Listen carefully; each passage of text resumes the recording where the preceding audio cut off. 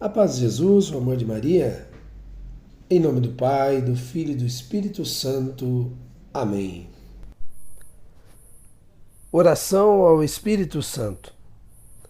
Vinde, ó Santo Espírito, as nossas almas visitai, enchei nossos corações com vossa graça divinal. Vós sois chamado o intercessor, o dom de Deus Altíssimo, a fonte viva, o fogo, o amor e a espiritual unção. Sois doador dos 7 dons e sois poder na mão do Pai. Por este transmitido a nós, enriqueceis a nossa voz. Iluminai nosso entender, em nós vertei o vosso amor. Com vossa graça eternal, o fraco em nós robustecei. Nosso inimigo repeli, e dai-nos hoje a vossa paz. E tendo um guia como vós, evitaremos todo mal. Fazei-nos conhecer o Pai, e o Filho revelai também. E que de ambos procedeis, fazei-nos firmemente crer. Glorifiquemos a Deus Pai, e ao Filho que ressuscitou, e ao Espírito de Deus, por todo sempre. Amém. Enviai, Senhor, o vosso Espírito, e tudo será criado, e renovareis a face da terra. Oremos. Ó Deus, que instruístes os corações dos vossos fiéis, com a luz do Espírito Santo, concedei-nos que no mesmo Espírito conheçamos o que é reto e gozemos sempre as suas consolações. Por Cristo nosso Senhor. Amém. Saudação a Nossa Senhora. Ave sempre bela, ó Virgem Mãe de Deus, do alto mar estrela, porta azul do céu. Novas o anjo traz, ave te saúda, funda-nos na paz, de Eva o nome muda. Mansidão, pureza, ó Virgem sem igual, dá-nos com presteza e livra-nos do mal. Quebra a algema ao réu e dá aos cegos luz.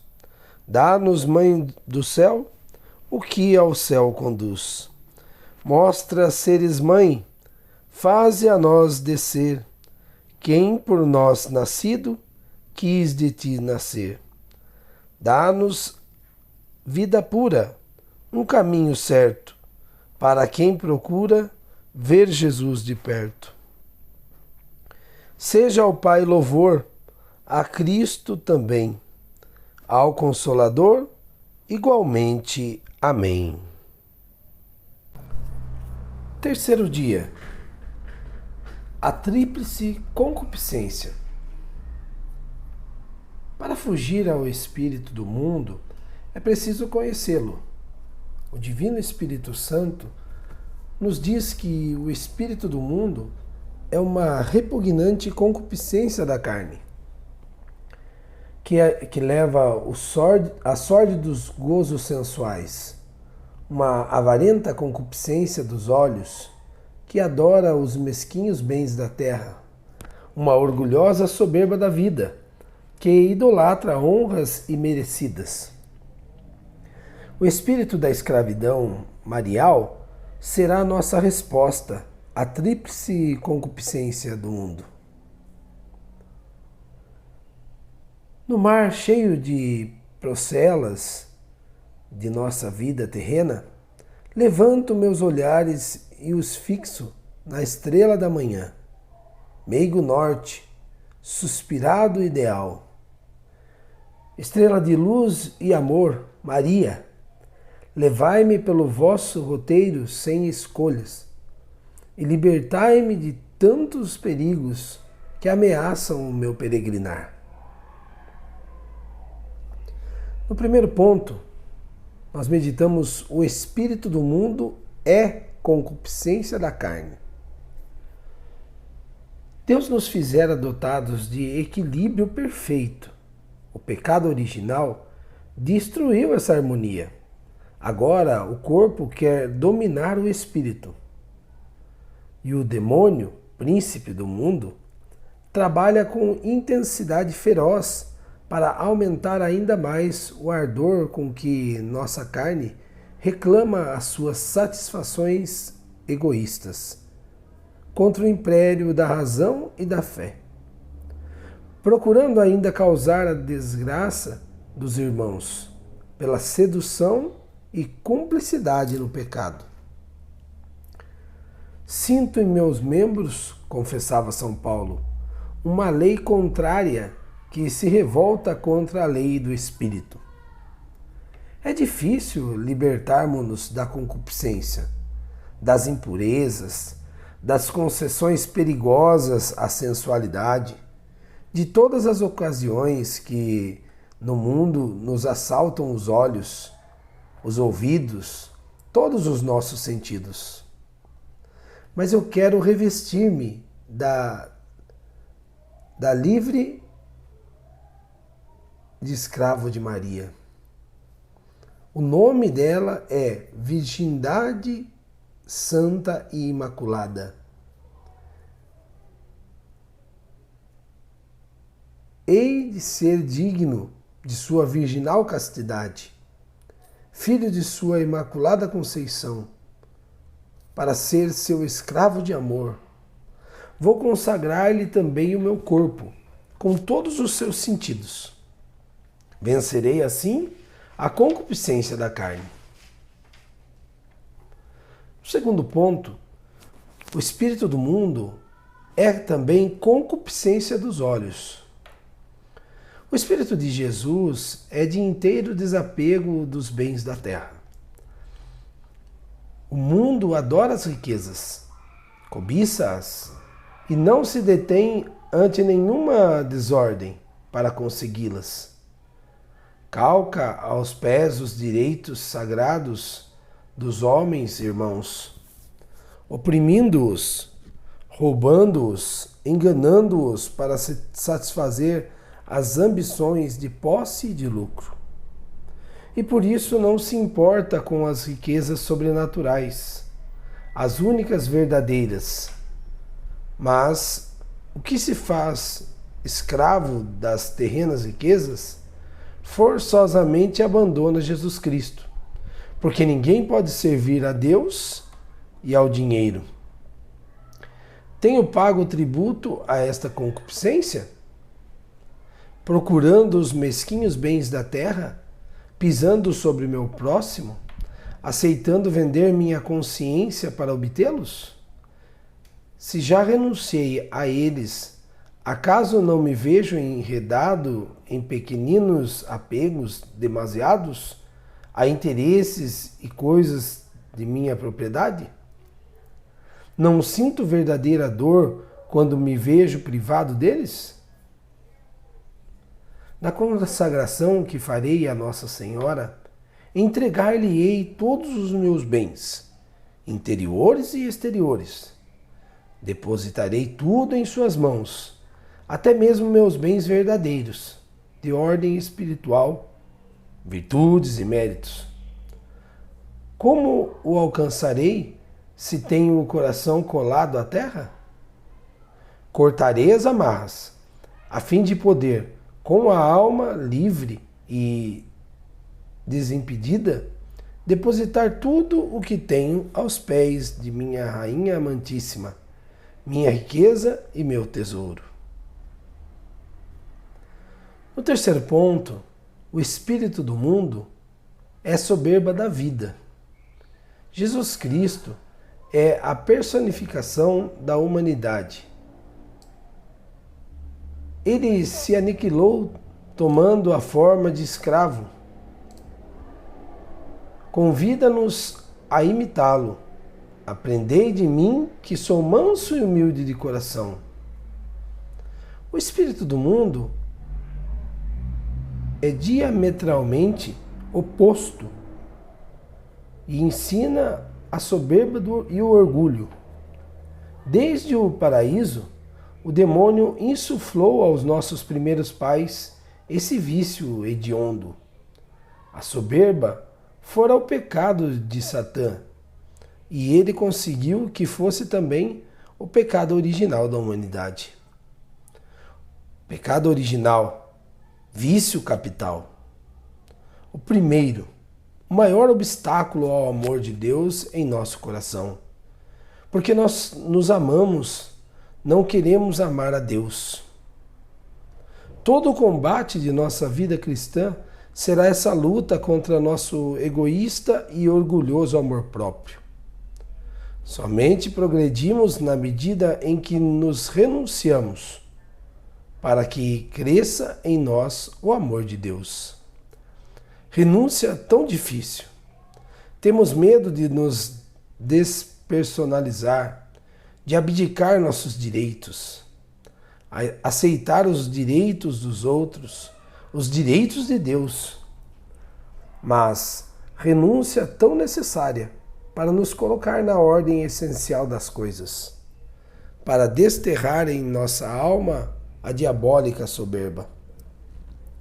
Não é em nós essa soberba a raiz de todas as misérias? De nossas faltas de caridade, de obediência, de mansidão, de todas as injustas e exploração de nosso próximo?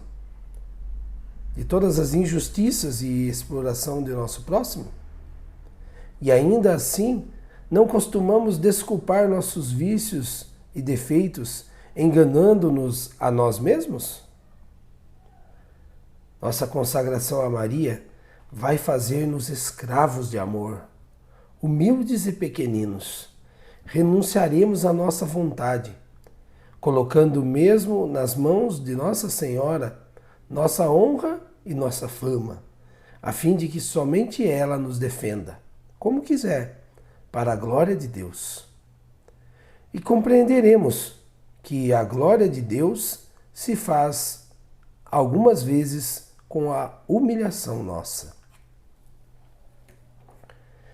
Mãe e Senhora amadíssima, envergonho-me ante vós de minha condição tão miserável. Rogai a Jesus, me perdoe meus pecados, que agora detesto de coração, de todo o coração. Revesti-me, Virgem Puríssima, de vossa Imaculada Conceição, para que não me nodoem mais as trevas da impureza. Dai-me vosso coração unicamente, minha Mãe riqueza, para que eu me enjoe dos bens caducos da terra. Doce escrava do Senhor, fazei-me vosso escravo amoroso e fiel. Deus olha para a humanidade, da alma, da carne, da vida. Olhou para a humildade de sua serva.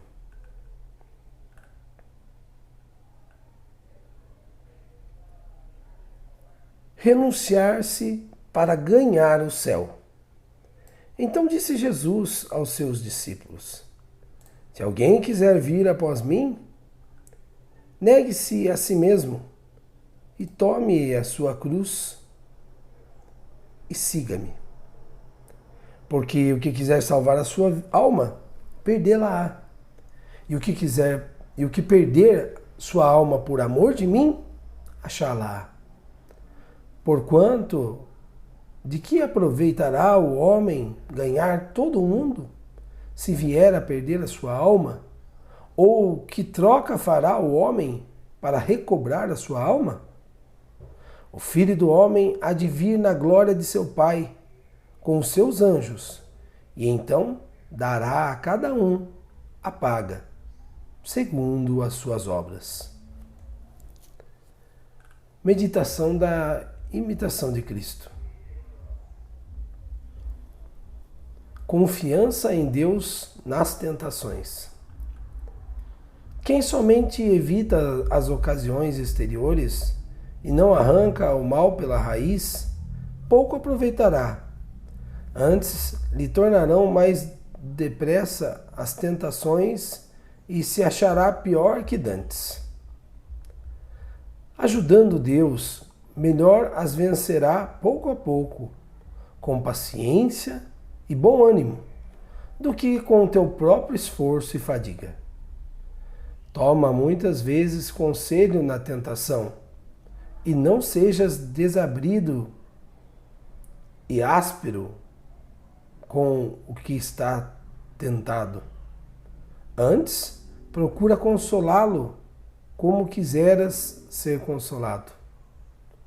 O princípio de toda tentação é a inconstância de ânimo e a pouca confiança em Deus.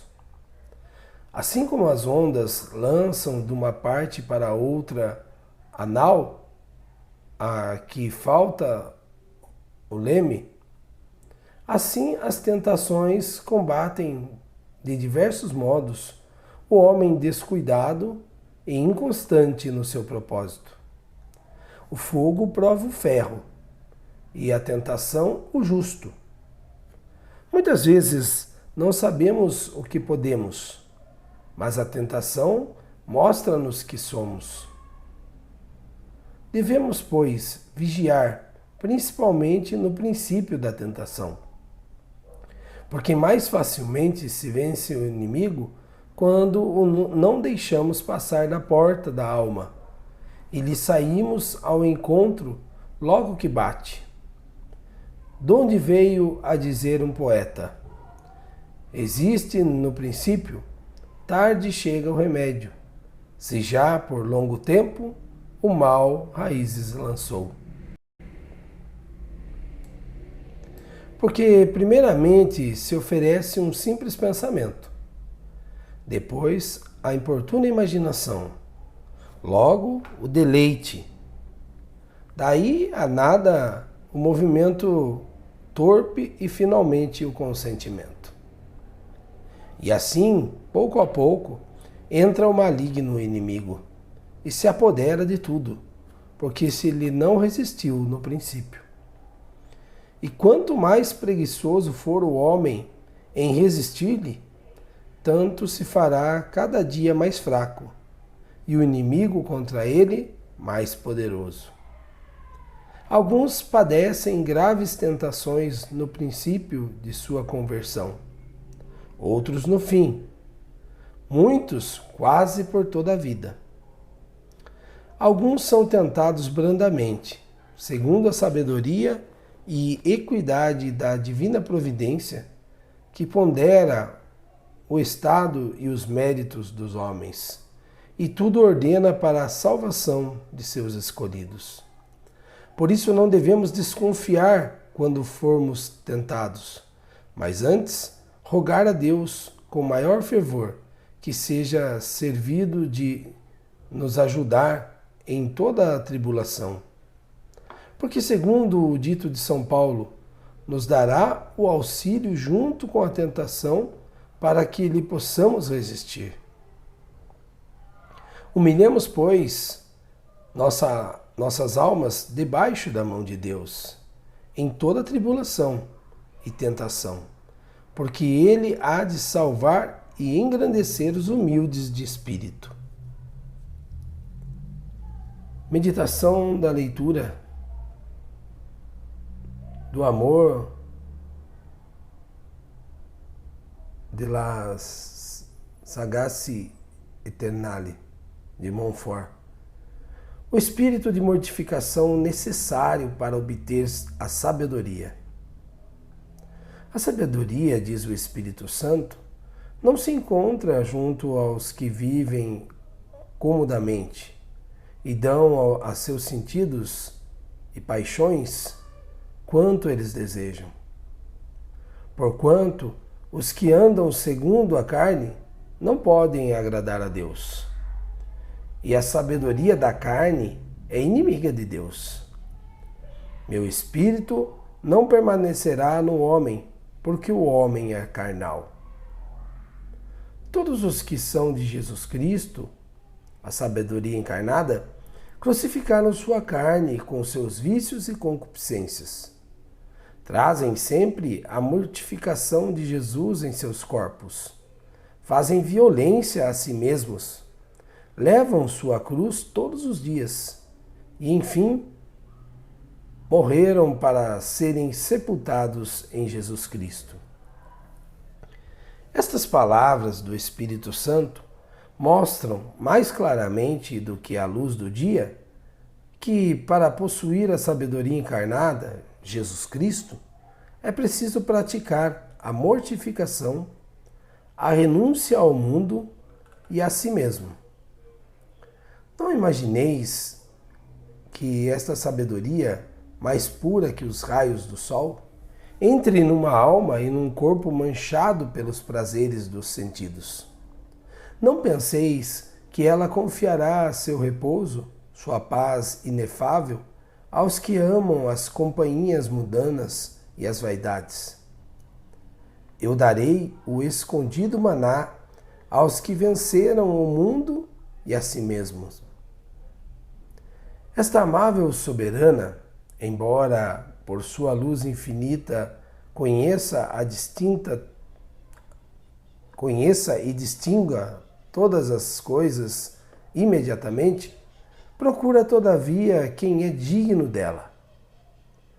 Procura porque o número deles é tão exíguo que com dificuldade ela os encontra, bastante desapegados do mundo, assaz mortificados e interiores para serem dignos dela, dignos de sua pessoa e dos tesouros de sua aliança. A sabedoria não pede para comunicar-se uma semi-mortificação, uma renúncia de alguns dias, mas uma mortificação universal e contínua, corajosa e discreta. A fim de possuir a sabedoria, primeiro, cumpre ou deixar realmente os bens do mundo como fizeram os apóstolos, os discípulos, os primeiros cristãos e os religiosos, o que constitui o meio mais rápido, mais seguro e melhor de possuir a sabedoria.